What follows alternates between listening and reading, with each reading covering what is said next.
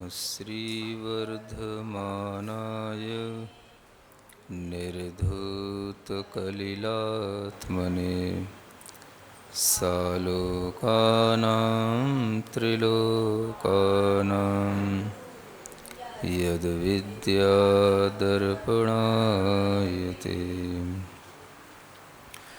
आचार्य समंतभद्र महाराज विरचित रत्नकरंडक श्रावकाचार्य ग्रंथराज में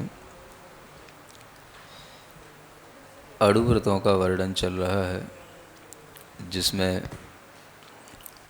आज आपको पांचवा जो अड़ुव्रत है वह अपरिग्रह अड़ुव्रत के नाम से जाना जाता है। अहिंसा, सत्य, अचौर्य और ब्रह्मचर्य अड़ुव्रत को सुनने के बाद अपरिग्रह अड़ुव्रत के विषय में यहाँ कहा जा रहा है। धन धान्यादि ग्रंथम परिमाय ततोधिकेषु निस्पृहता परिमित परिग्रहस्य इच्छा परिमाणनामापि।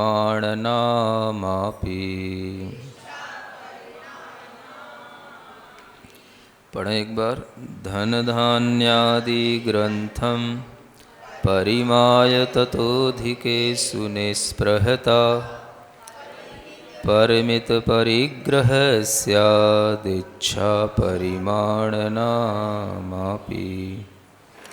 यह 61 नंबर का आर्या छंद में अपरिग्रह अड़ुव्रत की विशेषता को बताते हुए लिखा गया है।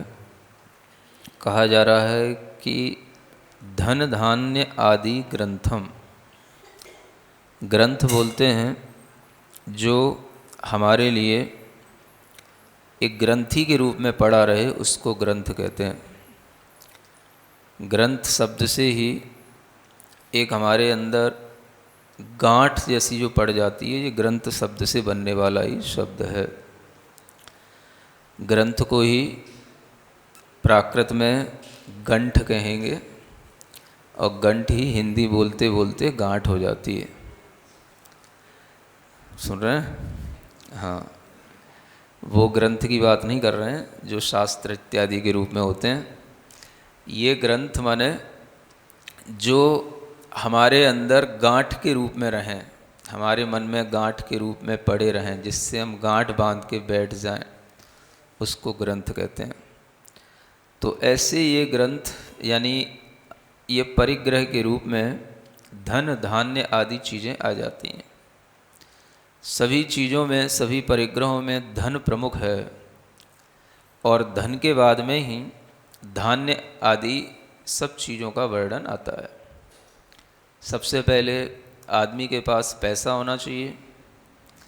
पैसा भी वह पैसा जो बिल्कुल व्यवहार में काम आने वाला हो। नोट माने नोट ही होता है। कोई और जो सोना चांदी वगैरह रखा हुआ है वो संपत्ति तो है, लेकिन वो बाद में सोची जाती है, उसके बारे में विचार बाद में किया जाता है। पहले कैश देखा जाता है। आपके पास में बैलेंस कितना है, कैश फिगर में कितना आपके पास में क्या क्या है, कितना कैश अमाउंट आपके पास घर में है, कितना बैंक में है, पहले ये देखा जाता है। उसके बाद में जो अदर जो चीज़ें हैं वो बाद में आती हैं सामने। कितनी आपकी प्रॉपर्टी है, कितना आपके पास में गोल्ड है, कितना है ना सिल्वर है, एट्सेट्रा। तो ये सब चीज़ें पहले धन से शुरू होती हैं। और अगर धन को देखा जाए तो वह धन ही होता है जो इन सब चीज़ों को धीरे धीरे इकट्ठा करता चला जाता है।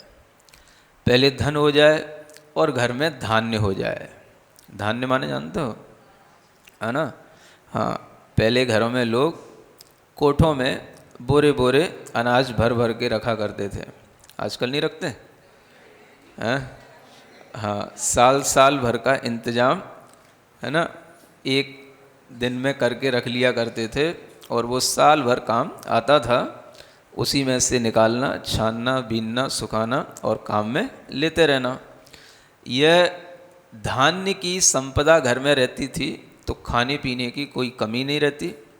धन संपदा घर में है तो कोई भी चीज़ को खरीद फरोख्त करने में कोई कमी नहीं रहती।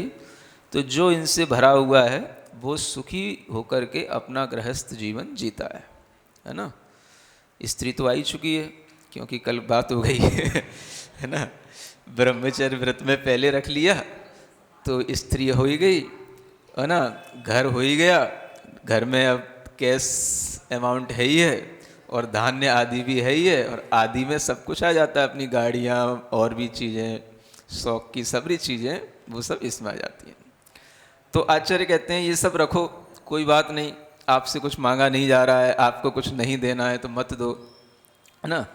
लेकिन रखते हुए भी ऐसा सोचो, ऐसा विचार करो कि अगर आपको अड़ुव्रत का भाव रखना है, अड़ुव्रत ग्रहण करना है, तो इन चीज़ों के अंदर ये देखो कि ये आपको कितनी आवश्यकता के अनुसार कितना आपके लिए उपयोगी हो रहा है ना। ये जानना बहुत ज़रूरी है कि आवश्यकता के अनुसार उपयोगिता होती है। किसके अनुसार? हाँ, पहले के लोगों के लिए आवश्यकता पड़ती थी तो बाहर देखते थे, भाई ये चीज़ कहाँ मिलेगी, है ना, ये चीज़ की उपलब्धि कैसे होगी।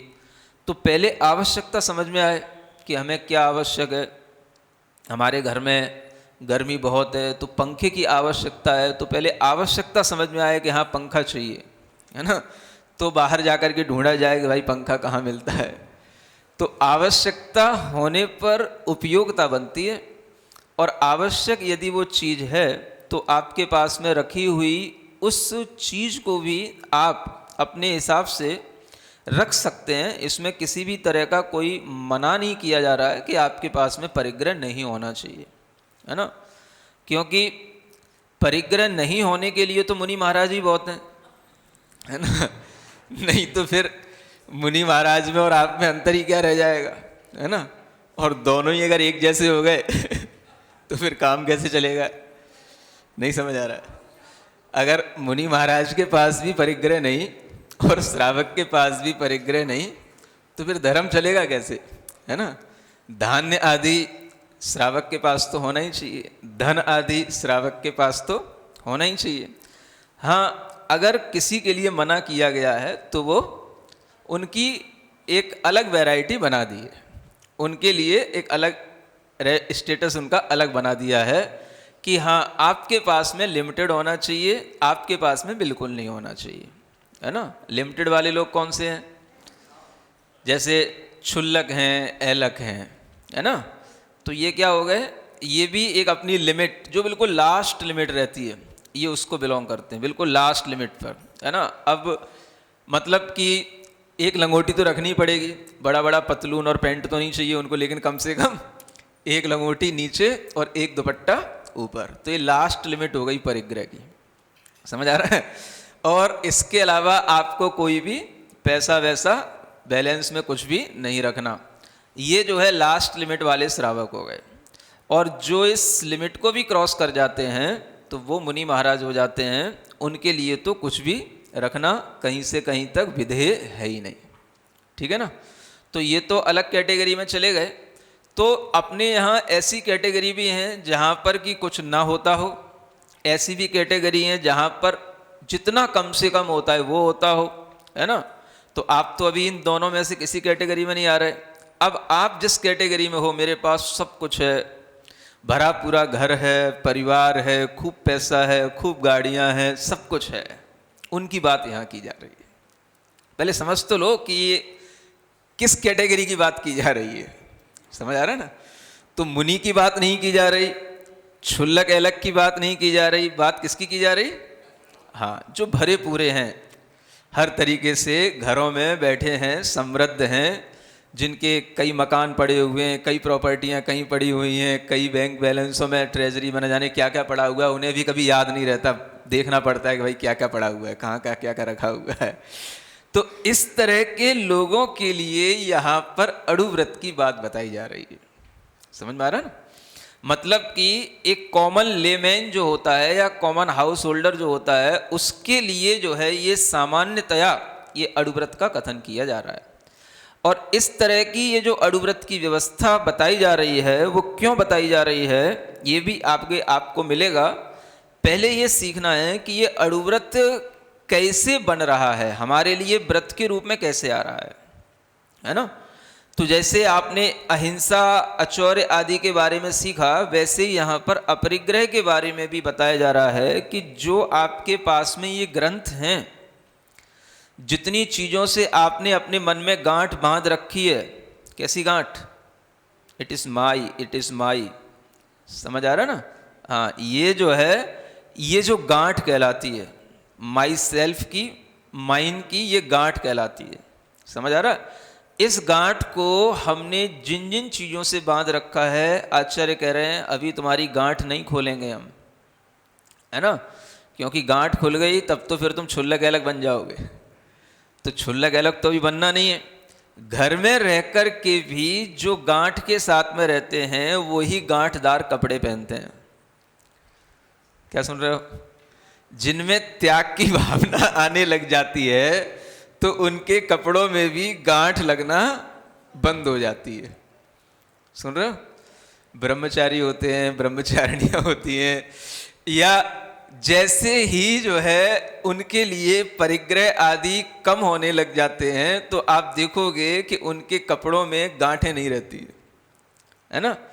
ऐसा भी तक होता है कि जो कपड़े आते हैं उनमें कहीं से कहीं तक कोई सिलाई नहीं करवानी पड़ती है, वो वैसे के वैसे यूज में आ जाते हैं। बस क्या है, लपेटना है, पहनना है, काम चलाना है और चलना है। सुन रहे हो? तो ये भी एक व्यवस्था है। देखो, एक समझो इसको भी मनोवैज्ञानिक ढंग से, कि आदमी जब कपड़े भी पहनता है तो अच्छे ढंग से पहनता है। कपड़े टाइट करके पहन रहा है, बेल्टें बांध करके, यहाँ टाई की जरूरत नहीं है तो भी गले फांस करके टाई में पहनता है। क्यों? नहीं समझ आ रहा है? अब भला क्या जरूरत है यहाँ के आदमी को टाई वाई की है? ये टाई वाई की व्यवस्थाएं तो उन यूरोपियन देशों की थी जहाँ पर आदमी के लिए ठंड लगा करती थी। जो ठंडे देशों में लोग कपड़े पहनते हैं, गले तक टाइट करके रखते हैं, ये तो वैसे ही गर्म देश है, यहाँ कोई टाई वाई की जरूरत ही नहीं। यहाँ तो आदमी और बिल्कुल कैसा नकलची बंदर समझ में आता है जब यहाँ पर गर्मियों के दिनों में भी वो टाई लगाए घूमता है। समझ आ रहा है? तो कसना, किसी ना किसी तरीके से गांठ लगे हुए कपड़े पहनना भी ये बताता है कि ये आदमी अपने को कपड़ों से भी बहुत जोड़े हुए है। सुन रहे हो? हाँ, ये एक मनोवैज्ञानिक तरीके से बता रहा हूँ आपको। कपड़े पहनने की स्टाइल से भी समझ में आता है कौन व्यक्ति किस प्रवृत्ति का है। जो व्यक्ति जितने अच्छे, अब देखो आप, एक तो व्यक्ति वो है, देखो बुरा नहीं मानना कोई भी अब जब हम समीक्षा करते हैं तो फिर करते ही से हैं, समझ आ रहा है ना। तो कल से ऐसा ना हो कि सब लोग फिर अपने परिधान ही बदल दें। सुन तो लो, कम से कम एक एटीट्यूड समझने की कोशिश तो करो कि मैं क्या कहना चाह रहा हूँ, है ना। तो देखो, एक लोग वो होते हैं घरों में जो पहनते तो कपड़े हैं वो भी, जैसे एक कुर्ता पजामा है। सुन रहे हो? क्या है? कुर्ता पजामा। और एक पैंट शर्ट है ना। इन दोनों में देखा जाए तो क्या अंतर है? दोनों ही कपड़े हैं, दोनों से ही उतने पूरे अंग ढकते हैं, दोनों ही अच्छी क्वालिटी के, कॉस्टली सब कुछ हो सकते हैं, है ना। अंतर किस बात का पड़ता है कि वो हम किस तरीके से कौन सी चीज पहन रहे हैं। कुर्ता पजामे में क्या होता है, वो थोड़ा ढीला ढाला सा रहता है ना। पजामा पहन के आप कहीं भी चले जाओ, आपको लगेगा ही नहीं जैसे हम कुछ पहने हुए भी हैं, लगता ही नहीं कि बदन पे कुछ है। जब वही पैंट आ जाता है तो वो थोड़ा सा कसाव आ जाता है, समझ आ रहा है ना। थोड़ी सी चाल भी अच्छी हो जाती है। जब पजामा पहन करके चलते हैं तो चाल अलग होती है, और जब पैंट पहन करके चलते हैं तो चाल अलग होती है। और उस पैंट में भी थोड़ी सी और जब टाइटनेस आ जाती है जब हम जीन्स पहन लेते हैं, समझ आ रहा है ना। वो तो फिर बिल्कुल ही जुड़ गया, चिपक गया। फिर उसके बाद में देखो क्या टाइटनेस आती है और क्या फीलिंग आती है। तो वही फीलिंग जो अपने अंदर उस परिग्रह से गांठ बन रही है, गांठ जिसे हम कह रहे हैं, वो चीज यही बताने के लिए है। समझ आ रहा है? एक गांठ तो होती है मम पने की, मेरा, ये गांठ तो भीतर बनती है, लेकिन ये गांठों का उपयोग बाहर दिखाई देता है कि हम किस किस चीज को गांठ बांध करके अपने पास में रख रहे हैं। अगर हमारा उद्देश्य केवल इतना हो कि हमें बदन ढकना है, हमारा उद्देश्य केवल इतना है कि हमें कपड़े पहनना है, तो हम कुर्ता पजामा भी अच्छे ढंग से पहन करके और उससे भी हम अपना काम निकाल सकते हैं, ऐसी कोई बात नहीं है। लेकिन उससे बेटर हमें क्या लगता है कि पैंट शर्ट होना चाहिए। कुर्ता पजामा पहनने का मतलब तो ये हो गया ओवर एज का आदमी हो गया, है ना। इसलिए एक आदमी को ये फीलिंग ना आ जाए कि मैं ओवर एज का हूं, इसलिए वो ओवर एज में भी कुर्ता पजामा नहीं पहनना चाहता, तो वो पैंट शर्ट ही पहनता है। सुन रहे हो? बुरा तो नहीं मान रहे? अब उस पैंट शर्ट में भी अगर वो सिंपल पैंट शर्ट है ना, जो पहले मोहरी वाले बनते थे पैंट, वो तो उनमें तो फिर भी चलो ठीक है। अब उस पे भी अगर आपने बिल्कुल टाइट जीन्स और उसके ऊपर बेल्ट और फिर कहीं बूट सब कस लिया, तब तो फिर आपके लिए वो गांठें, समझ आ रहा है, जितनी बढ़ रही हैं, जितना आपके बाहर गांठ जुड़ रही है, जितनी आपके भीतर भी गांठ है मम भाव की, ममत्व भाव की। ये बताया जा रहा है यहां पर। अब आचार्य कितना लिखेंगे यहाँ छोटी सी बात में, ये तो सूत्र है, व्याख्या करने के लिए हमको ही बैठा दिया जाता है। धन धान्य आदि ग्रंथम, ये सब क्या है? ग्रंथ हैं, और ये परिग्रह हैं। और ये परिग्रह का मतलब ही होता है परि माने असमन्तात, चारों ओर से। परि माने क्या होता है? चारों ओर से। ग्रह माने घेर ले, ग्रहण कर ले। चारों ओर से जो ग्रहण किया जाता है, माने कहीं से भी उसको छोड़ना नहीं है। मन से, वचन से, काया से, हर तरीके के भावों से उसके प्रति जो हमारा जुड़ाव रहता है, उसका नाम ही परिग्रह हो जाता है। और वह परिग्रह हमारे भीतर मम भाव के एक गांठ के बंधने से आ जाता है।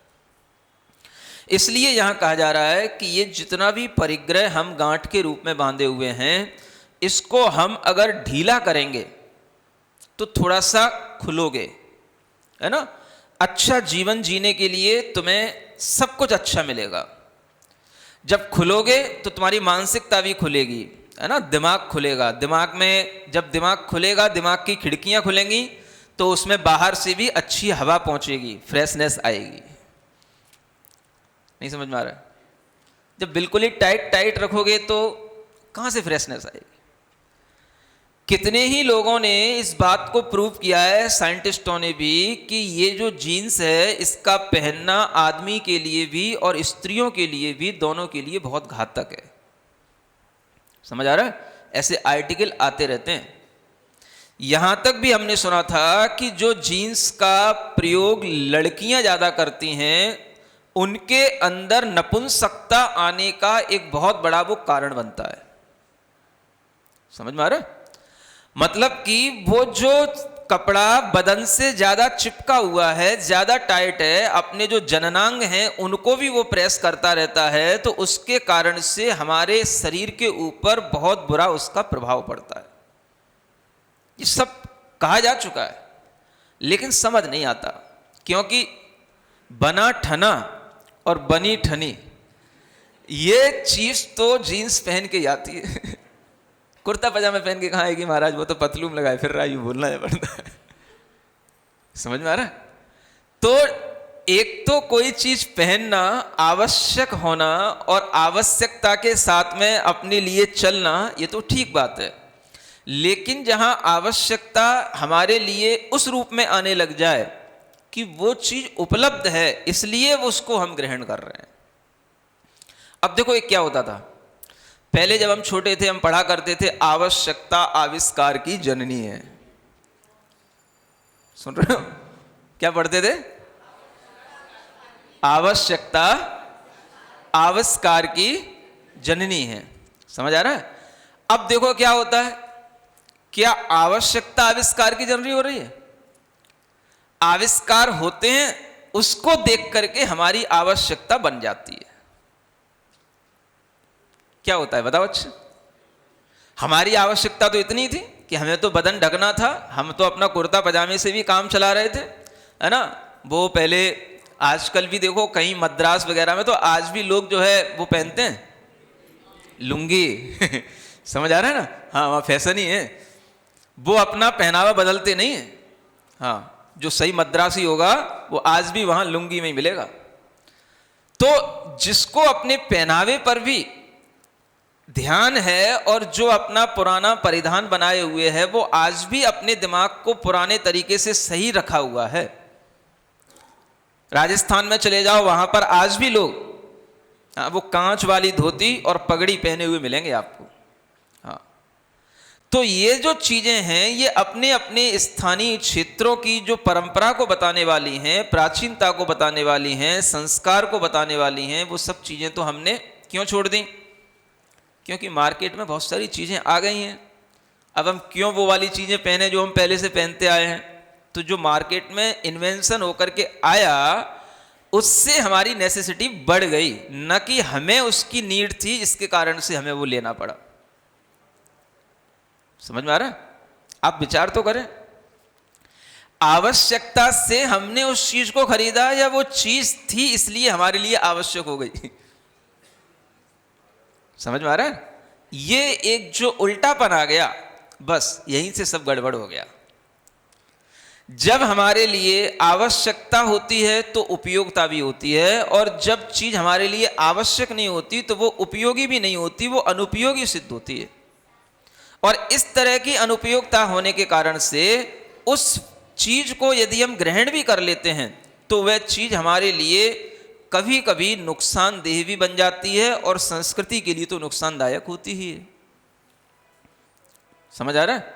धीरे धीरे हमने अपनी संस्कृति को छोड़ दिया, धीरे धीरे हम अपना पुराना पहनावा छोड़ चुके और हम अपनी उस स्टाइल में आ गए कि अब हमारे लिए उससे अगर कोई नुकसान भी होता हो तो भी हम उसको सहन करते हैं। यहाँ तक कि कितनी भी गर्मी के दिन हो, हमें खूब गर्मी लगती है, लेकिन टाइट कपड़े ही पहनना अगर हमारा शौक है तो हम टाइट ही कपड़े पहनेंगे। समझ आ रहा है? पैंट पहन करके हमें बिल्कुल कंफर्ट महसूस नहीं होता तो भी हमें वही पहनना है। ये जो हमारे लिए एक आदत बन गई, बस ये आदत हमारे भीतर की गांठ के कारण से पड़ गई। सुन रहे हो? कपड़े का तो एग्जाम्पल दे रहा हूं, चीजें तो आपको कहां से जोड़ना है? धन से, धान्य से, गाड़ियों से, प्रॉपर्टी से, उन सब चीजों से जोड़ना है आपको। समझ आ रहा है? ये तो एक उदाहरण है। अगर हमें ये समझ में आने लग जाता है कि हमारे पास में क्या है, और हम अपने जीवन की सुरक्षा के लिए भी अपने पास में सब कुछ रखें, कोई मना नहीं किया जा रहा है। खूब आप कपड़े रखो, अपने पास में मकान भी रखो, दुकान भी रखो, अपने पास में सब कुछ, कैश रखो, सब कुछ रखो, गोल्ड रखो, चांदी रखो, सब रखो, अपने पास में गाड़ियां रखो, घोड़े रखो, है ना, गैयां रखो, भैंस रखो, सब रखो, कोई दिक्कत नहीं है, खेत रखो, अनाज रखो, सब रखो। समझ आ रहा है? किसी चीज की मना नहीं किया जा रहा है। यहां सिर्फ इतना कहा जा रहा है, अगर आपको समझ में आ जाए तो बताएं, फिर हम आगे बढ़े। हैं? क्या कहा जा रहा है? एक शब्द दिया है कि इन सब चीजों को परिमाय क्या कर लो? इनका एक परिमितीकरण कर लो, इनका एक व्यवस्थितकरण कर लो कि आपको कितनी आवश्यकता आज है, और आज से आपकी जिंदगी अगर 50 साल की भी बची है तो 50 साल में आप कितना करोड़ खा जाओगे और कितना करोड़ खर्च कर लोगे। खूब इच्छा से कर लो, चलो तुम्हें खूब छूट दे रहा हूं। नहीं समझ आ रहा है? कितना खाओगे, कितना रोजाना पहनोगे, कितना किसमें गमाओगे, उड़ाओगे, जो भी भाषा बोलना समझ में आती हो समझ लो। कितना उड़ा सकते हो, ज्यादा से ज्यादा कितना पैसा उड़ा सकते हो। नहीं समझ आ रहा है? इससे अच्छी भाषा क्या बोलूं मैं जो आपको समझ में आ रही हो। आपकी जिंदगी आज क्या है, और उससे 100 वर्ष तक का एक आप अपने लिए, है ना, अपनी एज को नाप करके, 100 से ज्यादा की चिंता तो नहीं है, चलो 2-5 साल और भी ज्यादा जी जाओ तो 110 की भी कर लेना। चलो कोई बात नहीं, मन नहीं मानता हो, कहीं और जी गए महाराज, कहीं से सांस आ गई आपकी आशीर्वाद से ही, कहीं जिंदगी और मिल गई तो फिर कहाँ रह जाएंगे है ना। तो कोई बात नहीं, आप 110 वर्ष का भी एक अच्छा अनुमान लगा लो आज जिस स्थिति में हो उसके बाद, ठीक है ना। आप देखो मैं साल में कितने लाख उड़ा सकता हूं खूब एंजॉय करने के बाद में, समझ में आ रहा है। अब एंजॉय कितना करना वो भी आप समझ लेना। अगर आपको 5वां अड़ुव्रत लेना है तो 4 भी लेने पड़ेंगे ऐसा नहीं कहना कि मैं केवल 5वां तो लेने को तैयार हूं और ऊपर के 4 का कोई हमें ठिकाना नहीं है। ब्रह्मचर्य भी अड़ुवत के रूप में होना चाहिए, अचौर भी होना चाहिए, सत्य भी होना चाहिए और अहिंसा भी होना चाहिए। चारों अड़ुव्रतों के साथ में आपको ये 5वां अड़ुव्रत लेना है। और आप देखो कि आपके कौन कौन से शौक हैं और उन शौकों में आपके लिए कितना खर्च होता है, कितने लाख का खर्च आपका पर ईयर का है, कितना पैकेज आपका खर्च होता है पर ईयर का, समझ आ रहा है। उससे आप अपनी उम्र का अनुमान लगा लो। क्या सुन रहे हो, आप ही लगा लोगे ना, हमें लगाने की जरूरत तो नहीं है, हैं? कि कुछ यहां पे बड़ा भाग लगाया जाए मान लो आप 60 वर्ष के हो रहे हो, है ना, अप्रोक्सीमेटली 60 वर्ष के मान के चलो, है ना। अब आपकी उम्र मान लो 40 वर्ष बची हुई है ना, ये बहुत समझ लो। हाँ, इससे ज्यादा आप मत सोचो। हाँ, और सोचने का मतलब भी कष्ट उठाना है। हाँ, इतना ज्यादा मतलब बेकार की जिंदगी ढोने से कोई मतलब भी नहीं है, समझ आ रहा है ना। तो 40 वर्ष बहुत है, बहुत है ना। अब 40 वर्ष के हिसाब से आप देखो कि आप कितने लाख पर ईयर खर्च कर लोगे। आपका अपना मकान है, अपने दुकान है, अपने पास में आपके पहले से ही सब चांदी सोना कपड़े वगैरह सब है, गाड़ियां हैं। अब आप देखो कि उसमें आप कितना स्पेंड करते चले जाते हो, कितना कर सकते हो। 2 लाख, 5 लाख, 10 लाख, चलो मान के चलते 10 लाख रुपए साल का आपका खर्चा है, ठीक है ना। कम है? बताओ फिर भाई, तुम ही लोग बताओ, बताओ सीए साहब बताओ, आप ही बताओ, बड़े बड़े लोगों से पूछे फिर। अब कितने साल का? 10 लाख में है?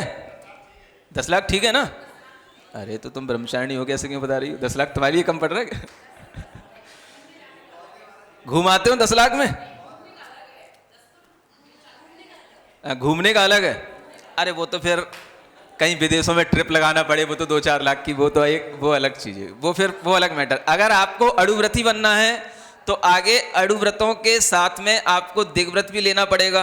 और केवल अड़ुव्रती बनना है तो चलो आप घूमने के लिए भी अपने लिए अलग बना लेना, है ना। मतलब कि 10 से 15 लाख मान के चलो, 15 लाख मान के चलते हैं, ठीक है ना। अब 15 लाख पर ईयर के हिसाब से आपके 40 वर्षों का कितना बैठा है? कितना हो गया? 6 करोड़।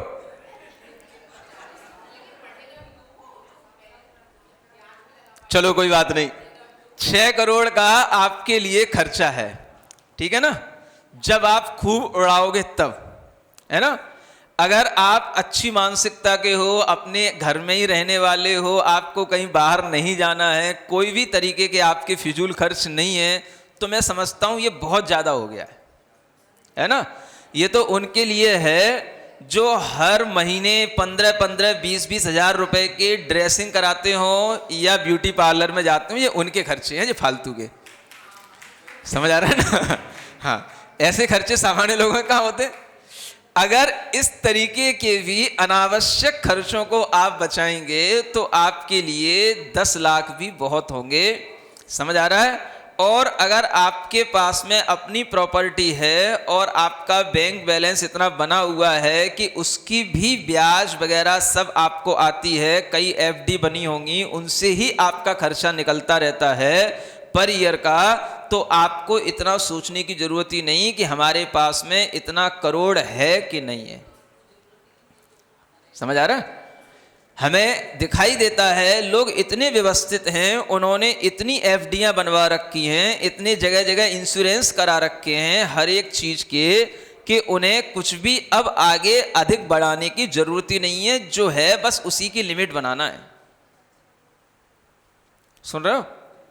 अगर अड़ुव्रती बनना है तो क्या करना है? आप खूब अच्छे ढंग से अपना गणित लगा लो घर में बैठ के, खूब आपको टाइम दिया जा रहा है, समझ आ रहा है? अभी चतुर्मास का बहुत टाइम बचा है, दीपावली में अभी बहुत टाइम है ना?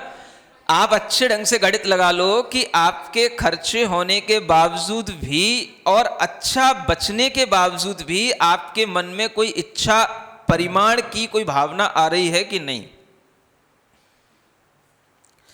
यहां मुख्य बात जो बताई जा रही है वो ये बताई जा रही है कि आप इन सब चीजों का एक लिमिटेशन कर लो। यूं नहीं कहा जा रहा है कि आप कम से कम में अपने लिए रख लो, आप किसी भी तरीके का लिमिटेशन कर लो। समझ आ रहा है? एक लिमिट बना लो, मुझे 5 करोड़ 10 करोड़ कितने का आदमी बनना है। समझ आ रहा है? मेरे पास में सब मिलाकर के कितना होना चाहिए, कितना है और कितना ये अनावश्यक है, और कितना ये अगर हमारे पास में कुछ कैश भी कम हो जाएगा तो हमारे पास दूसरी प्रॉपर्टी है, गोल्ड है, इन सब से भी हमारा बहुत कुछ हमारा काम चलेगा, इसलिए अब हमें इनसे अधिक की इच्छा नहीं करना। समझ आ रहा है? इतना अगर कोई व्यक्ति करेगा तो वह अड़ुव्रत की श्रेणी में आएगा। ततोधिकेषु निस्पृहता, क्या कहते हैं? उससे अधिक, जो आपने अपनी लिमिट लाइन खींच ली उससे एक्सेस में फिर आपके अंदर कोई डिजायर नहीं आनी चाहिए। उससे अधिक होने पर आपको निष्प्रय होना है, इच्छा ही नहीं करना है। किसी के पास में कोई अगर देखने को भी मिले या कुछ भी हो तो भी आपको अपने मन में संतुष्ट रखना, नहीं भैया मेरे लिए तो बहुत है, इससे ज़्यादा में तो मुझे कष्ट होगा, मैंने अपनी लिमिट बना ली है, अब मैं इसी में संतुष्ट रहूंगा, इसी में अच्छा लग रहा है मुझको, मुझे तो ये भी धीमे धीमे कम करना है। समझ आ रहा है? अगर आप वास्तव में व्रत का आनंद लेना चाहते हो और उस भाव में आना चाहते हो, चिदानंदमय शुद्ध, क्या समझ आ रहा है? आनंद कहाँ है? भूल गए? वो तो महाराज ज्ञानार्णव में लिखा था ये तो आप रत्नखंड श्राव का चार पढ़ा रहे हो। समझ आ रहा है? कौन सी जगह पर आनंद है? आखिर ये सब क्यों किया जाता है? तो इसके पीछे भी उसका एक लक्ष्य रहता है। हमें आनंद तो लेना है अपनी आत्मा का, उस आत्मा के आनंद में ये चीजें विघ्न डालती हैं, इसलिए उनको लिमिट बना करके कम कम करके हमें बिल्कुल इन चीजों से एक दिन फ्री होना है। समझ आ रहा है? इस तरीके का जो अपने मन में भाव रखता है वही व्यक्ति अड़ुव्रती कहलाता है, वही व्यक्ति संतोषी प्राणी कहलाता है, और उसी के लिए भीतर से अपनी आत्मा के आनंद से जुड़ने का मौका मिलता है। हर कोई नहीं जुड़ सकता। जब तक आप बाहर से जुड़े हो, आत्मा में गांठें पड़ी हैं बाहर के परिग्रहों के प्रति ममत्व भाव की, तब तक आपको कोई आत्मानुभूति, आत्मानुभव, किसी भी तरीके के आत्मा के आनंद की कोई गंध आने वाली नहीं है। ये गांठें छोड़ो, ये थोड़ा सा हल्कापन लाओ, दिमाग में थोड़ी सी खिड़कियां खोल के रखो। हर समय पर दिमाग में जो धन धान्य आदि की चिंता पड़ी रहती है उस चिंता को कम करो, तो अपने आप आपके भीतर से आपके अपना आनंद फूटने लगेगा। समझ आ रहा है? आप कहोगे महाराज ये आनंद तो बड़ा महंगा है, तो हर महंगी चीज, समझ आ रहा है, कुछ बलिदान करने पर और त्याग करने पर ही मिलती है। महंगा तो है, केवल महंगाई नहीं है, उसकी क्वालिटी बिल्कुल अलग है। समझ आ रहा है? बिल्कुल डिफरेंट क्वालिटी का आनंद है ये। अगर आपको अपने चिदानंद का आनंद लेना है, अपने चैतन्य आत्मा का आनंद लेना है, अपने अंदर निष्प्रहता निष्फिक्री का आनंद लेना है, तो आपके लिए ये अड़ुव्रत बड़े सहायक हो सकते हैं। और अगर आपको चिंताओं का ही आनंद लेना है तो फिर आपके पास तो है ही सब कुछ। नहीं समझ आ रहा? एक चिदानंद है, एक चिंतानंद है समझ में आ रहा है ना? ज्यादा अंतर तो है ही नहीं। जो चिंतानंद है वो चिंतानंद धीरे धीरे घुर घुर करके भीतर ही भीतर वो चितानंद पर पहुंच जाता है, चिंता से ही चिता बन जाती है। बिंदु मात्र से अंतरम। एक श्लोक ही है, चिंता चितायोर मध्य बिंदु मात्र से अंतरम, एकम दहति निर्जीवम अन्य दहति सजीवकम। समझ आ रहा है? बस एक चिंता है और एक चिता है। चिंता में क्या होता है, वो भी जलाती है, और चिता होती वो भी जलाती है, दोनों जलाती हैं। अंतर कितना सा है, चिंता सजीव को जलाती है, जीवित को जलाती है, और चिता मरे हुए को जलाती है। बस इतना सा अंतर है। चिंता ही हमें चिता की ओर ले जाती है, और आचार्यों ने इस चिंता से बचने के लिए ही हमें ये बहुत अच्छा उपाय बताया है। अपने अपरिग्रह अणुव्रत के माध्यम से आप अपने परिग्रह का परिमाण कर लो। क्या होगा, जितना आपने परिमाण कर लिया बस आपको उतनी की फिक्र रहेगी, उससे ज्यादा की फिक्र नहीं करना। इसी का नाम है निस्पृहता। जब आपको उससे ज्यादा की चिंता नहीं होगी तो आप बहुत कुछ अपने ऊपर जो मानसिक बर्डन हो रहा था, दबाव पड़ रहा था, उससे आप अपने आप को बचा लोगे। हमें उससे कोई चिंता ही नहीं है। उसके लिए जीएसटी लग गई, नोटबंदी हो गई, इतना चला गया उतना चला, अरे हमारे पास जितना था उतना है, हमें कुछ फर्क ही नहीं पड़ा। क्यों नहीं पड़ा? क्योंकि हमारे पास में जो था वो सब एक नंबर का था, और वो सब बहुत जल्दी आराम से जो है चेंज हो गया। हमें कहीं से कहीं तक कोई चिंता नहीं, और अगर थोड़ा बहुत कुछ उसमें कम भी हो गया तो हमारे लिए अच्छा ही है, कोई बात नहीं। सुन रहे हो? कम होने पर रोना या खुश होना, सोच लो आप। आपको भजनों में तो बड़ा आनंद आता है? जब हम सुना रहे थे, बाहर बहुत भटक कर देखा भीतर की, हाँ, तो कैसे गदगद होके सुन रहे थे। समझ आ रहा है? अगर आपको बाहर से भीतर की यात्रा करनी है, अगर आपको अपनी अंतरंग से अपने आप से जुड़ना है, अपनी चेतना का आनंद लेना है, तो आपको कहीं ना कहीं ये सोचना पड़ेगा कि हम अगर बाहर जुड़ाव रखेंगे तो हम भीतर से अपने आप से नहीं जुड़ सकते। जैसे ही हम इन चीजों की लिमिट बना लेते हैं, ये चीजें हमारे लिए एक परिमित संख्या में आ जाती हैं, तो बाहर की चीजों से हमारे लिए मुक्ति हो जाती है। केवल हमें हमारे पास में जो है केवल उसका ही ध्यान, उसकी चिंता रहती है, और उसमें भी फिर हम क्या करते हैं, उद्देश्य क्या है? अब बढ़ाने का उद्देश्य नहीं है। देखो कितनी बड़ी उसकी परिणति चेंज हो गई। समझ आ रहा है ना? संसार में रह करके उस जीवात्मा के लिए कितना बड़ा उसका एटीट्यूड एकदम से बिल्कुल दुनिया के अपोजिट हो गया। अभी तक क्या रहता था, चीजें बढ़ाना है, बढ़ाना है, एक तरह की चीजें 20-20 तरह की रखना है, एक एक चीज की 10-10 क्वालिटियां रखना है। और अब उसके दिमाग में क्या आता है, अब हमें क्या करना है, कम करना है, कम करना है, घटाना है, घटाना है। अगर कम हो गया तो अब वह गम नहीं होगा,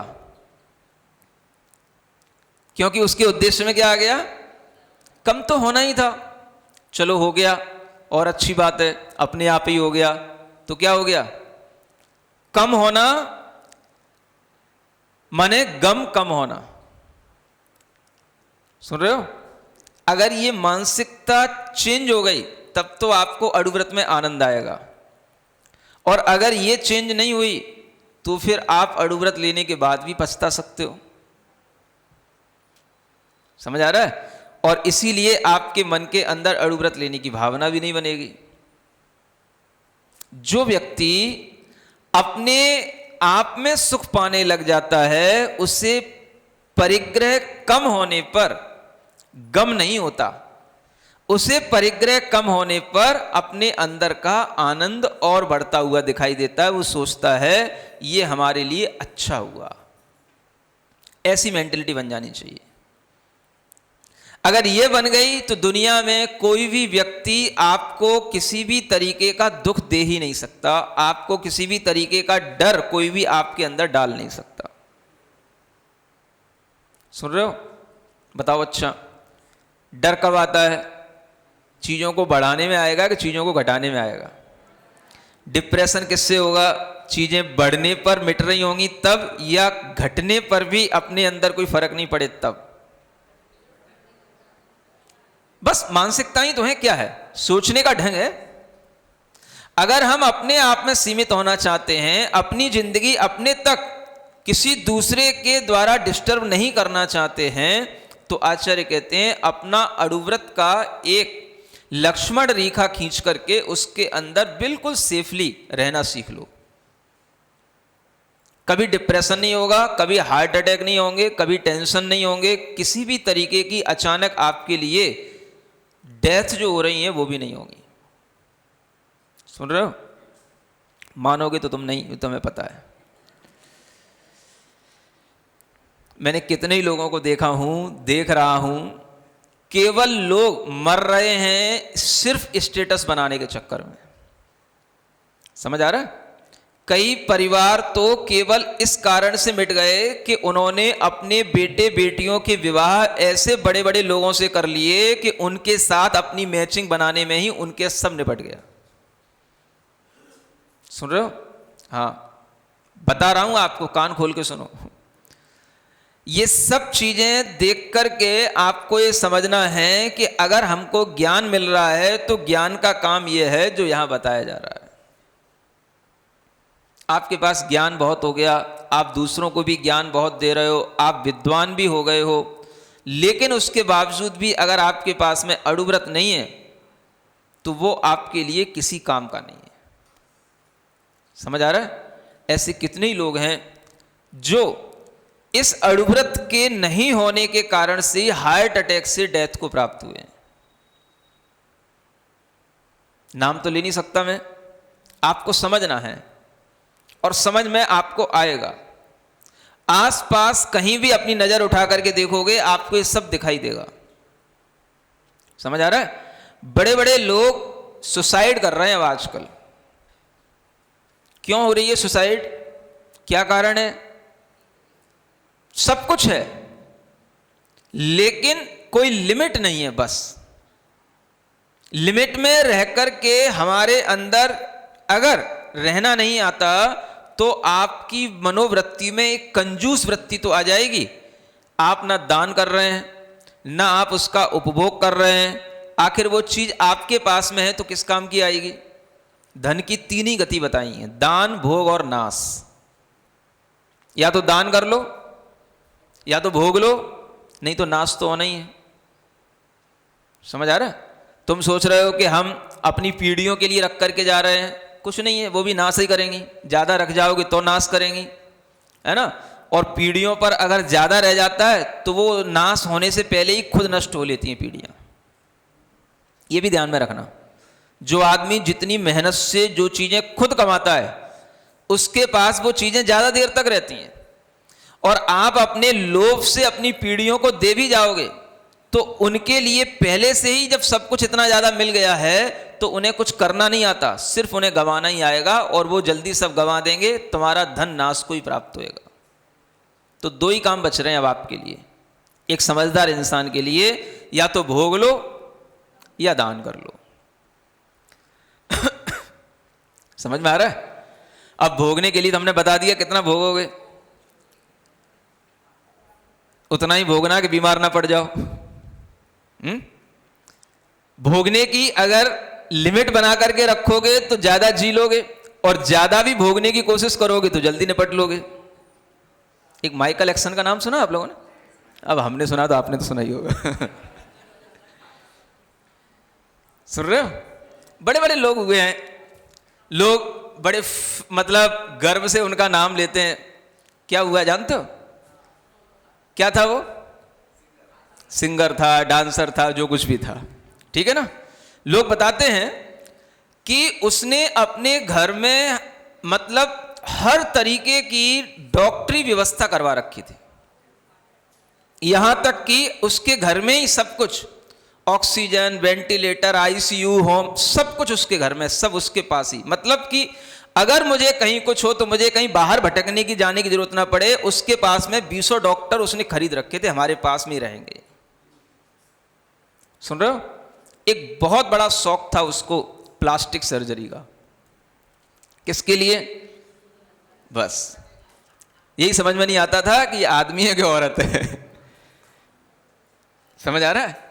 एक शौक था उसको, पूरे शरीर की उसने कितने बार तो यानी प्लास्टिक सर्जरी करवा ली, और रोजाना न जाने कितने लाखों के तो इंजेक्शन और मेडिसिन उसको लेने पड़ती, क्योंकि अपना हुलिया बस दिखाना है, बताना है, और किसी भी तरीके से लोगों को रिझाना है। समझ आ रहा है? अब देखो ये भी भोगने का एक तरीका है।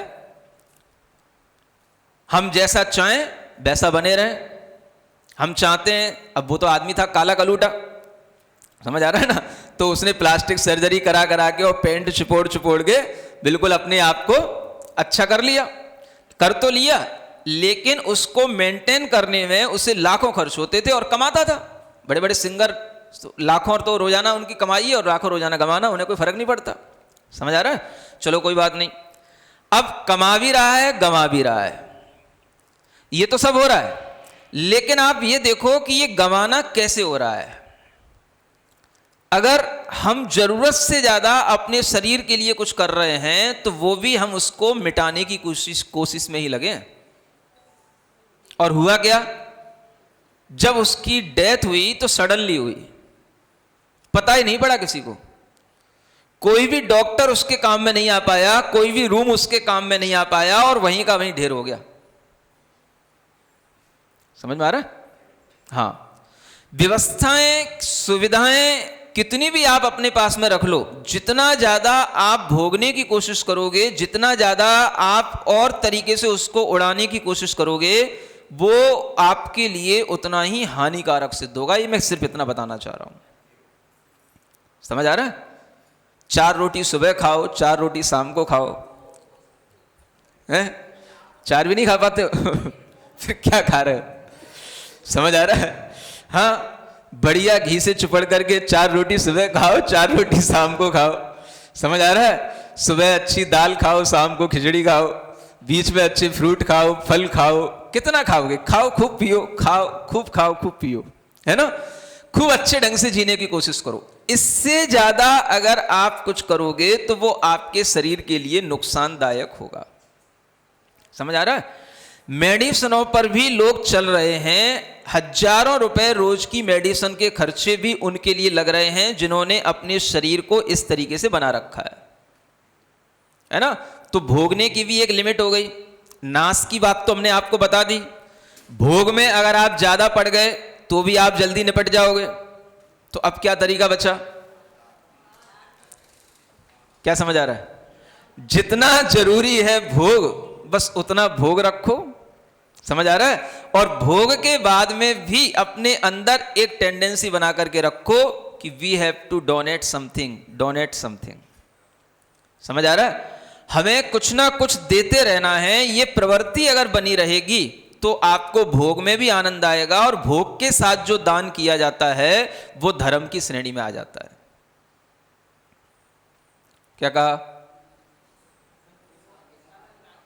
भोग के साथ, या यूं कह लो दान के साथ जो भोग किया जाता है वो धर्म की श्रेणी में आता है। समझ आ रहा है?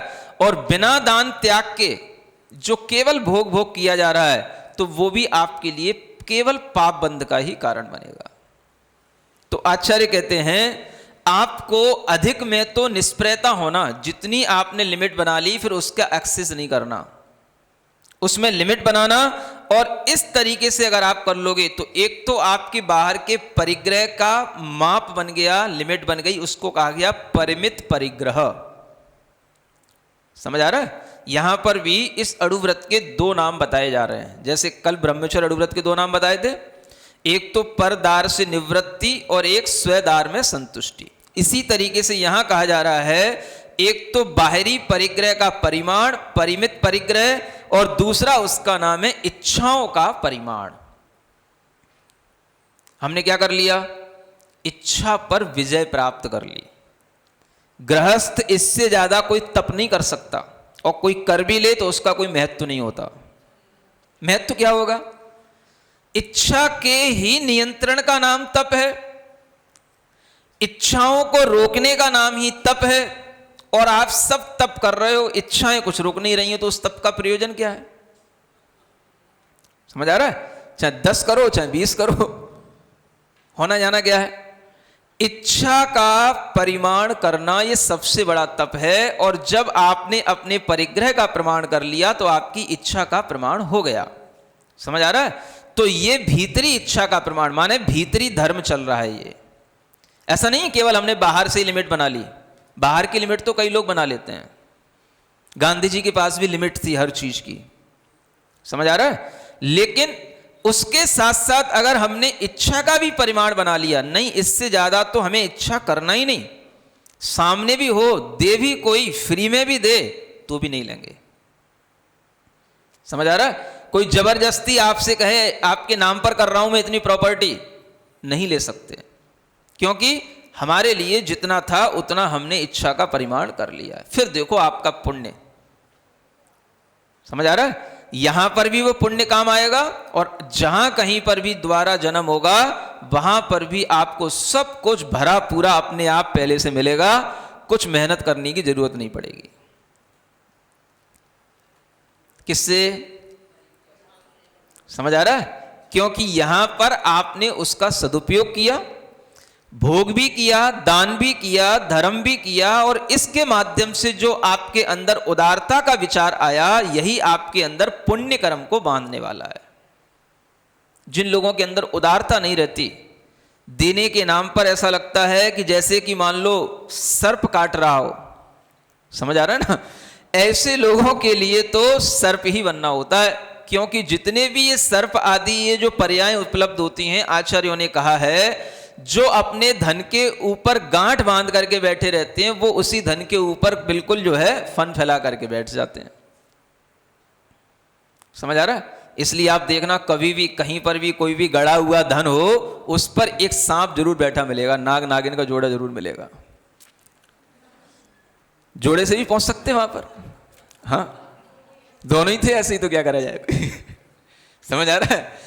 तो इस तरीके की परिणतियां इसी कारण से होती हैं। इसलिए आचार्य कहते हैं इस अड़ुव्रत का महत्व समझ करके अपने जीवन को तिर्यंच गति में ले जाने से बचाओ। यहां पर भी अपने अंदर उदारता के भाव रखो, जो है उसमें ही परिमाण करके संतुष्टि के भाव में आओगे, सुख मिलेगा। कभी आपको डिप्रेशन नहीं होगा, नींद की गोलियां नहीं खानी पड़ेंगी कभी भी। क्यों खानी पड़ेंगी? समझ आ रहा है? आदमी के पास में जितना है उतना वह संतुष्टि के साथ में भोग रहा है, और रोजाना अपना कमा भी रहा है और अपने लिए उपभोग में भी ला रहा है, तो उसकी मेहनत से उसको कभी भी उसकी नींद खराब नहीं होती। नींद खराब कब होती है? जब हम ज्यादा की चिंता में पड़ जाते हैं। समझ आ रहा है? कम में रहने से किसी को नींद खराब नहीं हुई। देख लो कितने ही प्लेटफॉर्म पर लोग पड़े हुए सोते हुए मिलते हैं। समझ आ रहा है? हाँ, धूप में भी आराम से पड़े रहते हैं। रिक्शे पर भी जो है लोग सो जाते हैं, वहां पर जहां पे पैर फैलाने की जगह ना हो, उस पर भी पड़े पड़े सो लेते हैं। समझ आ रहा है? और जहां आपके लिए डबल डबल पैर फैलाने वाले डबल डबल बेड पड़े हैं, वहां पे आपको नींद नहीं आ रही है। क्यों नहीं आ रही है? क्योंकि उन्हें चिंता ही नहीं है रिक्शा हमारा कौन ले जाएगा, बस वही उनका घर है। समझ में आ रहा है? तो चलो कोई बात नहीं, आप उनसे बहुत अच्छे हैं, लेकिन आपकी सुरक्षा के लिए बता रहा हूं, आप हमेशा स्वस्थ रहें, कभी डिप्रेशन ना हो, कभी आपको चिंताओं के कारण से नींद ना गंवानी पड़े, कभी आपको नींद की गोलियां खा करके अपना स्वास्थ्य खराब ना करना पड़े, हाई ब्लड प्रेशर ना हो, तरह तरह की जो डायबिटीज आदि बीमारियां हैं ये भी मानसिक चिंता वालों को ही ज़्यादा होती हैं। और इस तरह की चिंता से बचने के लिए अपने जीवन रेखा की एक सुरक्षा बीमा योजना नहीं है? सुरक्षा बीमा योजना इस जन्म में भी आपको सुसाइड नहीं करने दे, डिप्रेशन में नहीं जाने दे, इस तरह का जो बीमा दिया जा रहा है वो तो आप ले नहीं रहे हो, और दूसरी जगहों पर जा जा करके मेडिक्लेम तैयार कर रहे हो, उसकी तैयारी में लगे हो। नहीं समझ आ रहा? वो आपने कार्ड बनवा रखे हैं, तो वो आपने किस लिए बनवा रखे हैं? बीमारियां हो तो माने पहले से ही आप तैयारियां कर रखे हो, बीमारियां हो तो ये मेडिक्लेम कार्ड काम में आएगा। समझ आ रहा है? तो उसका तो इंश्योरेंस करवा रखा है कि बीमारियां हो। मैं आपको किस चीज का इंश्योरेंस दे रहा हूं? कि बीमारियां ही ना हो वो आप लेने को तैयार नहीं। समझ आ रहा है? तो आप ऐसा कार्ड हर कोई अपने घर में बनाए, है ना, कार्ड बनाना है सबको, और उसका इंश्योरेंस हमसे करा लेना, इस बीमा कंपनी से उसका इंश्योरेंस करा लेना, साइन करवा लेना, मैं ओके कर दूंगा कि हाँ ठीक है अब आप अड़ुव्रती बन गए हो, और आपके लिए अड़ुव्रती बन गए तो फिर आपको कभी भी इस तरीके की बीमारियां नहीं होंगी। अब हो तो हमें बता देना, और हम योग फिर दूसरी थेरेपी हमारे पास में है। टाइम बहुत हो रहा है, चलो एक श्लोक और पढ़ना है। अतिवाहनाति संग्रह विस्मय लोभाति वारवह नानी परिमित परिग्रहस्य च विक्षेपा पंचलक्ष्यन्ते। हाँ, ये देखो विक्षेप हैं, है ना, समझने की चीजें हैं, बहुत अच्छी चीजें हैं। जैसे मैं कह रहा था ना अभी, टेंशन, डिप्रेशन, ये क्या है? ये सब मानसिक विक्षेप हैं, है ना।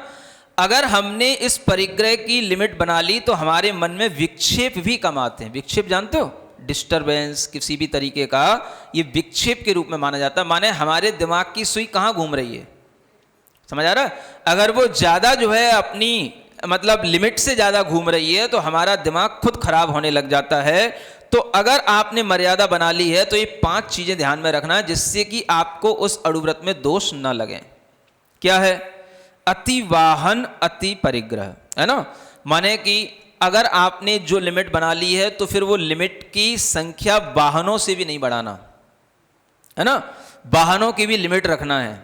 ऐसा नहीं है कि फिर हमारे लिए जितनी आवश्यकता नहीं है उससे भी ज़्यादा फिर हम और वाहन ही रखते चले जा रहे हैं। चलो प्रॉपर्टी नहीं ले रहे, धन नहीं बढ़ा रहे, तो वाहन बढ़ाते जा रहे हैं, तो वाहन संग्रह नहीं करना, ये भी एक बताया।